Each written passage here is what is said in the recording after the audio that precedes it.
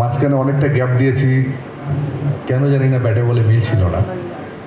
ইকবাল যেহেতু বললো ওর সাথে পরিচয় অনেক দিনের, বলতে গেলে লং টাইম।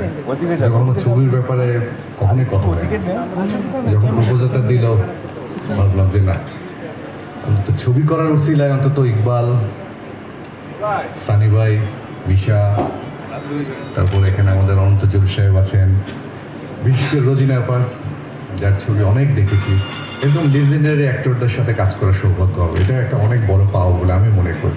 ডিরেক্টর তো নায়িকার দিকে ফোকাস বেশি, আমরাও কিন্তু আছি, তাই না? হিলাল ভাই ঠিক বলছি না? তো আমি আশা করবো আমাদের সবারই চেষ্টা থাকবে একটা সুন্দর ছবি উপহার দেওয়ার আপনাদের জন্য। সত্যি আমি অন্তর থেকে চাই। স্ট্রবেরি সুপার ডটেড ও ক্লাসিক ভ্যারিয়েন্ট সেন্সেশন জাগুক শিহরণ।